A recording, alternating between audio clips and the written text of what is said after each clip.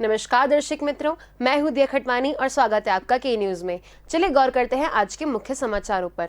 श्रीनगर के नोगा में भाजपा नेता अनवर खान के घर पर गुरुवार को आतंकी हमला हुआ। हमले में वहां तैनात एक सुरक्षाकर्मी घायल हो गया। उन्हें अस्पताल ले जाया गया, लेकिन उनकी मौत हो गई। अनवर बारामुल्ला के जिला महासचिव हैं और साथ ही उन्हें कुपवाड़ा का प्रभारी भी बनाया गया है। इस हमले के बाद आतंकियों की तलाश के लिए इलाके की घेराबंदी कर दी गई है। इससे पहले जम्मू कश्मीर के बारामुल्ला जिले के सोपोर इलाके में सोमवार को आतंकियों ने नगर परिषद के ऑफिस में फायरिंग की थी। हमले के समय ऑफिस में पार्षदों की मीटिंग चल रही थी। गोली लगने से पार्षद रियाज अहमद की मौके पर ही मौत हो गई। वहीं पार्षद शमसुद्दीन ने इलाज के दौरान दम तोड़ दिया। हमले में एक पुलिसकर्मी शफाकत अहमद भी शहीद हो गए। कश्मीर के आईजी विजय कुमार ने घटनास्थल पर मौजूद 4 पुलिसकर्मियों को सस्पेंड करने का निर्देश एसएसपी सोपोर को दिया था। उन्होंने कहा कि ये चारों पुलिसकर्मियों आतंकियों पर ठीक से जवाबी कार्रवाई नहीं कर पाए। इससे पहले पिछले महीने श्रीनगर में एक आतंकी ने पुलिस पार्टी पर खुलेआम फायरिंग की थी। इसमें 2 जवान शहीद हो गए थे। घटना भागत एरिया के बरजुल्ला में हुई थी। हमला एक दुकान पर लगे सीसीटीवी कैमरा में कैद हो गया था। फुटेज में दिखा रहा था कि एक आतंकी कपड़े के अंदर राइफल छुपा कर आया और एक दुकान पर खड़े selection grade constable Mohammed Yusuf और कांस्टेबल सुहेद अहमद पर गोलियां बरसा दी। फायरिंग करने के बाद आतंकी फरार हो गया था।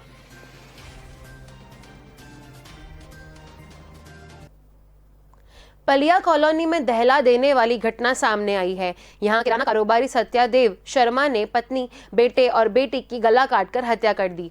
बाद में उसने खुद भी फांसी लगा ली। घटना का पता तब चला जब सुबह 9 बजे दूध वाला घर पहुंचा और दरवाजा खटखटाया। जवाब न मिलने पर उसने पड़ोसियों को सूचना दी और फिर पूरा मामला सामने आया। एक पड़ोसी नीरज ने छत से सत्यादेव के घर में झांका तो एक लटके हुए आदमी के पैर दिखाई दिए। नीरज ने शोर मचाया तो भीड़ लग गई। मोहल्ले वाले दरवाजा तोड़कर घर में घुसे तो सत्यदेव, उनकी पत्नी उषा, बेटे अश्विन और बेटी मोहिनी के शव मिले। सत्यदेव का परिवार समुद्ध है। कुछ दिन पहले ही सत्यदेव ने मुरैना में 65 लाख का मकान खरीदा है। एक अन्य मकान और 8 बीघा जमीन भी है। माता पिता एक भाई के साथ गांव में रहते हैं। वे जब घटनास्थल पर पहुंचे तो बेसुध हो गए। कारोबारी की पड़ोसी 82 साल की कलावती ने बताया, रात 11 बजे सत्यदेव की पत्नी उषा दिखाई दी थी।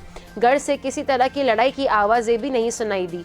पुलिस और फॉरेंसिक विभाग की टीम मौके पर पहुंची। घटना की वजह अभी तक पता नहीं चल पाई है। माता पिता और मोहल्ले वाले से पूछताछ की जाएगी। Forensic expert doctor Arpita Saxena ने बताया कि तेज धार वाले हथियार से 3 लोगों का गला काटा गया है। उसके बाद सत्यदेव ने फांसी लगाई है।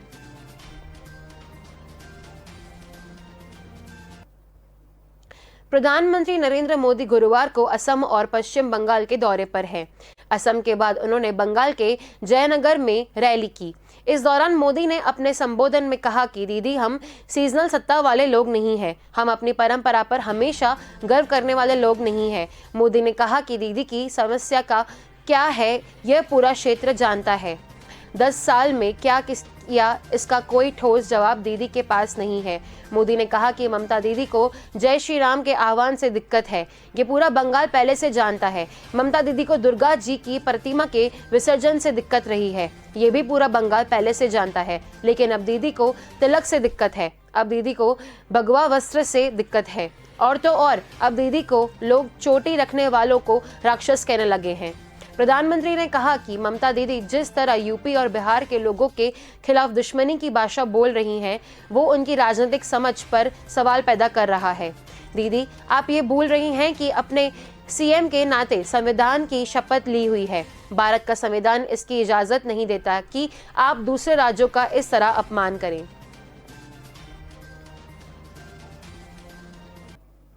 भारत के साथ बिगड़े कारोबारी रिश्ते सुधारने के लिए पड़ोसी मुल्क पाकिस्तान ने बड़ा कदम उठाया है। उसने प्राइवेट सेक्टर को भारत से चीनी के अलावा कपास और धागों के आयात की इजाजत दी है। इसके साथ ही इन दोनों चीज़ों के आयात पर पड़ोसी मुल्क में लगा 2 साल का बैन खत्म हो गया है। पाकिस्तान के वित्त मंत्री हमाद अजहर ने बताया कि इकोनॉमिक कोऑर्डिनेशन काउंसिल ने बुधवार को प्राइवेट सेक्टर को भारत से 5 लाख टन सफ़ेद चीनी आयात करने की अनुमति दी है। इस साल जून के आखिर तक भारत के कपास का आयात भी करेगा। अगस्त 2019 में भारत सरकार ने जम्मू कश्मीर को आर्टिकल 370 के तहत मिले खास दर्जे को खत्म कर दिया था। इसे राज्य से केंद्र शासित प्रदेश बनाकर लद्दाख को अलग कर दिया गया था। इसके बाद पाकिस्तान ने भारत से कारोबारी रिश्ते तोड़ दिए थे। चीनी और कपास के आयात की इजाजत दिए जाने वाली खबर दोनों के रिश्ते में जमी बर्फ पिघलने के लिए उठाई जा रही है। हालिया कूटनीतिक कदमों के बीच आई है।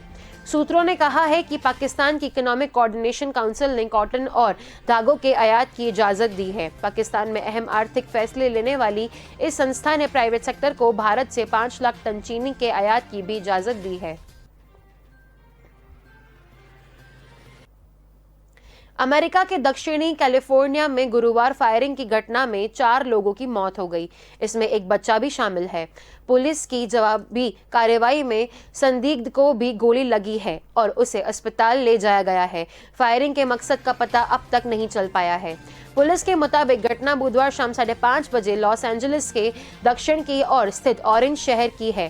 पुलिस ऑफिसर जेनिफर अमेट ने बताया कि पुलिस के मौके पर पहुंचने के बाद फायरिंग शुरू हुई। जवाई कार्रवाई के सस्पेक्ट भी घायल हो गए हैं। इससे पहले फिलाडेल्फिया शहर में 26 मार्च को एक शख्स ने बार के बाहर भीड़ का पर फायरिंग कर दी थी। इसमें 7 लोग घायल हो गए थे। अब तक मामले में कोई गिरफ्तारी नहीं हुई है। वहीं 22 मार्च को बाउल्डर में एक संदिग्ध आरोपी ने सुपरमार्केट में अंधाधुंध गोलियां बरसाई थी। अधिकारियों के मुताबिक कोलोराडो के किंग सुपरमार्केट में हुई घटना में 10 लोग मारे गए थे। इसमें एक लोकल पुलिस ऑफिसर भी शामिल था। पुलिस ने मामले में एक संदिग्ध को हिरासत में लिया था। पिछले साल अमेरिका में बंदूकों की बिक्री का रिकॉर्ड बना था। हैंडगन और राइफल समेत कुल 2.1 करोड़ बंदूकों की बिक्री हुई थी। यह 2019 की तुलना में 60% ज्यादा है। इससे पहले 2016 में 1.6 करोड़ बंदूक की बिक्री का रिकॉर्ड था।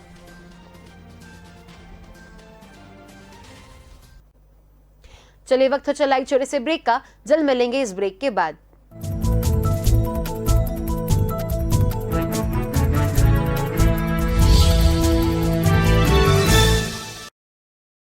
સશક્ત મહિલા અને તંદુરસ્ત તથા સુપોષિત બાળ બન્યા પ્રગતિશીલ ગુજરાતના વિકાસની પહેચાન। કારણ કે રાજ્યના સંવેદનશીલ મુખ્યમંત્રી શ્રી વિજયભાઈ રૂપાણી તથા નાયબ મુખ્યમંત્રી શ્રી નીતિનભાઈ પટેલે મહિલા અને બાળ વિકાસને પણ એટલું જ મહત્વ આપ્યું છે। 53,000 થી વધુ આંગણવાડીઓ દ્વારા બાળકો, સગર્ભા બહેનો અને ધાત્રી માતાઓને દરરોજ મળે છે પોષક આહાર અને સાથે સ્વાસ્થ્યલક્ષી શિક્ષણ। 15 થી 18 વર્ષની કિશોરીઓને પણ પૂર્ણા યોજના અંતર્ગત પોષક આહાર અને નિસહાય વિધવા બહેનોને હવે મળી એક અનેરી હૂંફ। બાળકો, સગર્ભા બહેનો અને ધાત્રી માતાઓને દરરોજ ફ્લેવર્ડ દૂધ। એટલું જ નહીં, આંગણવાડીમાં શિશુઓને ગુણવત્તાયુક્ત સર્વાંગી શિક્ષણ મળે તે માટે પાપા પગલી યોજનાની શરૂઆત।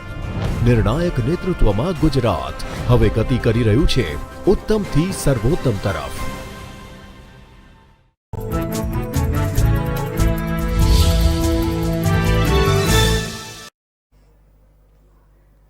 Welcome back. चलिए गौर करते हैं आगे के समाचारों पर। देश की अर्थव्यवस्था में लगातार सुधार हो रहा है।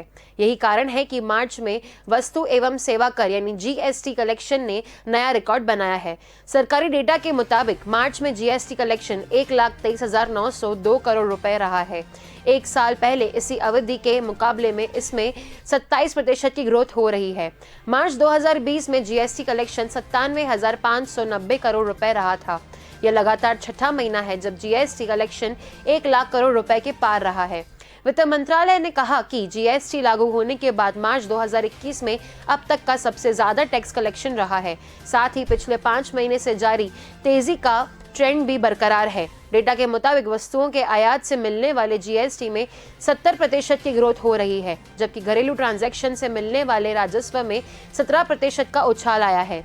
डेटा के मुताबिक सरकार को सीजीएसटी से 22,973 करोड़ रुपए, SGST से 29,329 करोड़ रुपए और IGST से 62,842 करोड़ रुपए मिले हैं।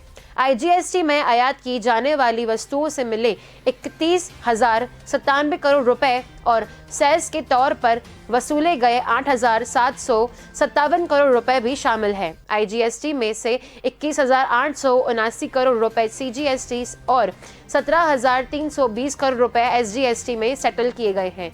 31 मार्च को खत्म हुए वित्त वर्ष 2020 से 21 में GST कलेक्शन में पहली तिमाही में 41% और दूसरी तिमाही में 8% की गिरावट रही है। तीसरी तिमाही में 8% और चौथी तिमाही में 14% की ग्रोथ रही है। केंद्र सरकार ने रसोई गैस यानी LPG को लेकर थोड़ी राहत दी है। सरकार ने रसोई गैस सिलेंडर की कीमतें में 10 रुपये की कटौती की है, लेकिन इस राहत से आम आदमी को कोई बड़ा फायदा नहीं होने वाला है। इसका कारण यह है कि बीते 4 महीने में रसोई गैस की कीमतों में 225 रुपए प्रति सिलेंडर की बढ़ोतरी की गई है। महंगाई की मार झेल रहे आम आदमी के लिए 10 रुपए की यह कटौती मामूली ही कही जाएगी। इस कटौती के बाद राजधानी दिल्ली में बिना सब्सिडी वाला गैस सिलेंडर 809 रुपए का हो गया है। इससे पहले इसकी कीमत 819 रुपए थी। मई 2020 के बाद यह पहला मौका है जब रसोई गैस की कीमतें में कटौती की गई है। उधर हवाई ईंधन की कीमतें में 3% की कटौती की गई है। नवंबर में दिल्ली में बिना सब्सिडी वाले गैस सिलेंडर की कीमत 594 रुपए थी। 1 दिसंबर को इसकी कीमत बढ़कर 644 रुपए हो गई थी। 15 दिसंबर को 50 रुपए की बढ़ोतरी के साथ इसकी कीमत 694 रुपए हो गई। 4 फरवरी को कीमत 25 रुपए की बढ़ोतरी के साथ 719 रुपए प्रति सिलेंडर हो गई। 15 फरवरी को फिर 50 रुपए प्रति सिलेंडर बढ़ाए गए। 25 फरवरी को 25 रुपए प्रति सिलेंडर का इजाफा किया गया। 1 मार्च को 25 रुपए की बढ़ोतरी के साथ बाद सिलेंडर की कीमत 819 रुपए पर पहुंच गई। इस प्रकार दिसंबर से मार्च तक 5 बार में गैस सिलेंडर की कीमत में 225 रुपए की बढ़ोतरी की गई है।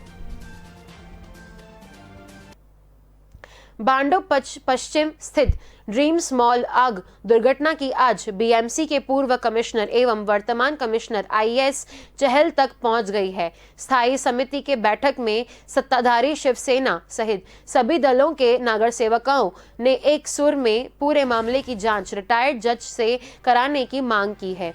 नगर सेवकों ने आरोप लगाया कि तत्कालीन कमिश्नर प्रवीण परदेशी ने व्हाट्सएप से जरिए अस्पताल में अस्थायी OC दिया था। वहीं अक्टूबर 2020 में बिल्डिंग प्रपोजल डिपार्टमेंट के डेप्यूटी चीफ इंजीनियर ने एक रिपोर्ट IAS चहल को दी थी, जिसमें स्पष्ट उल्लेख था कि अस्पताल को दी गई OC सही नहीं है।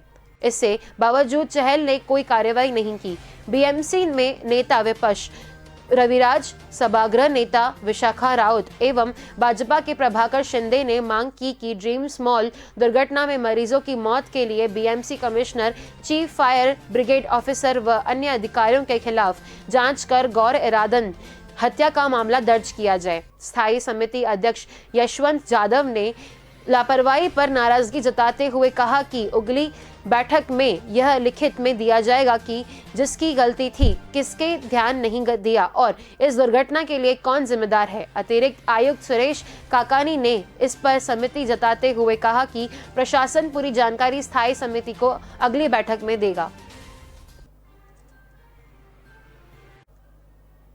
झारखंड हाईकोर्ट ने अवमानना को लेकर ECL प्रबंध पर 25,000 रुपए का जुर्माना लगाया है। मामला ECL मुगमा क्षेत्र के राजपुर कलियारी से जुड़ा है। साल 2012 में जन्मतिथि में गड़बड़ी के कारण डंपर ऑपरेटर विनोद झा को 5 साल पहले रिटायर कर दिया गया था। इस पर विनोद झा ने झारखंड हाईकोर्ट में याचिका दायर कर न्याय की गुहार लगाई थी। हाईकोर्ट ने विनोद झा के पक्ष में फैसला सुनाया था। ECL ने मानना था कि भूल हुई, बावजूद ECL ने विनोद झा का 5 साल का बकाया नहीं दिया। इसके बाद उसने बकाया भुगतान को लेकर फिर से हाईकोर्ट में याचिका दायर की। हाईकोर्ट ने सुनवाई करते हुए ECL से यह जवाब मांगा कि अब तक बकाया भुगतान क्यों नहीं किया गया। साथ ही यह भी कहा कि बकाया भुगतान के जवाबदेह अधिकारियों पर क्या कार्रवाई की गई है। मामले की पैरवी वरिष्ठ अधिवक्ता दिवाकर उपाध्याय ने की। राष्ट्रीय कलियारे मजदूर संघ के क्षेत्रीय सचिव व वरिष्ठ कांग्रेस नेता सुधांशु शेखर झा ने यह जानकारी दी। वर्ष 2012 से ही सुधांशु शेखर झा इस मामले की अगुवाई कर रहे हैं। उन्होंने कहा कि इस मामले में अवमानना को लेकर हाईकोर्ट ने ECL प्रबंध पर 25,000 का जुर्माना लगाया है। गैर जिम्मेदार रवैया अपनाने वाले अधिकारियों के खिलाफ क्या कार्रवाई की गई है, उसके 2 सप्ताह में जवाब दिया मांगा जाएगा। गुजरात में कोरोना के बढ़ते मामलों के चलते स्वास्थ्य विभाग ने महाराष्ट्र, मध्य प्रदेश और राजस्थान से गुजरात में प्रवेश करने वाले यात्रियों के लिए RT-PCR टेस्ट की नेगेटिव रिपोर्ट दिखाना अनिवार्य कर दिया है। इसके अलावा यात्रियों का हेल्थ स्क्रीनिंग भी किया जा रहा है। इस संदर्भ में स्टैंडर्ड ऑपरेटिंग सिस्टम घोषित कर दी गई है। इसलिए अब यात्रियों को हवाई मार्ग, रेल मार्ग तथा बस के जरिए गुजरात प्रवेश करने से पहले गाइडलाइन का ध्यान रखना जरूरी हो गया है। इससे पहले प्रदेश सरकार ने यह नियम केवल पड़ोसी महाराष्ट्र से आने वाले यात्रियों के लिए बनाया था, जो कोरोना वायरस से सबसे अधिक प्रभावित है। राज्य स्वास्थ्य विभाग ने अधिसूचना में कहा कि राज्यों में कोरोना वायरस से संक्रमण की दर बढ़ रही है। यह भी देखा गया कि यात्रा करने वाले से संक्रमित होने की आशंका अधिक है। विभाग ने कहा कि इसलिए गुजरात में दाखिल होने वालों को यहां आने से बेहतर घंटे पहले RT-PCR पद्धति से जांच कराना और संक्रमण मुक्त होना की रिपोर्ट दिखाना अनिवार्य है। गुजरात में कोरोना संक्रमण की रफ्तार थम नहीं रही है। पिछले 3 से आशंकीय रूप से घटे रहे कोरोना के केस ने मंगलवार को सर्वाधिक नए केस का रिकॉर्ड बनाया। पिछले 24 घंटे में 2360 नए केस दर्ज हुए हैं। चलिए वक्त हो चला एक छोटे से ब्रेक का, जल्द मिलेंगे इस ब्रेक के बाद।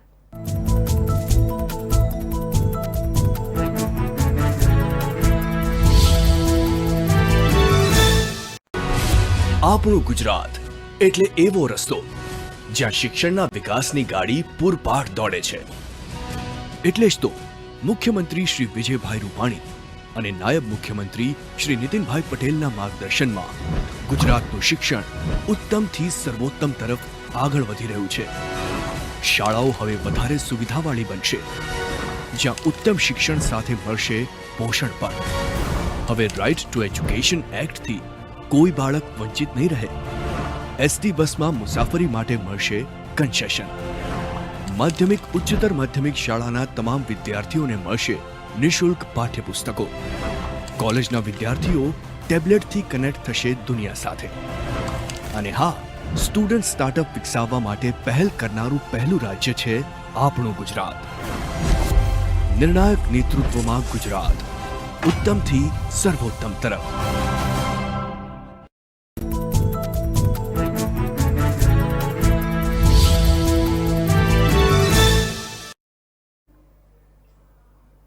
Welcome back.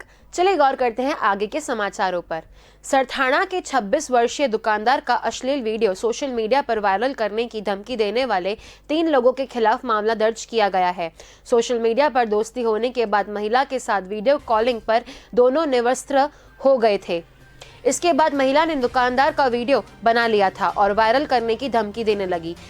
Amreli local crime branch के नाम से 1 लाख रुपए की मांग करने वाले एक व्यक्ति को पुलिस ने गिरफ्तार किया है।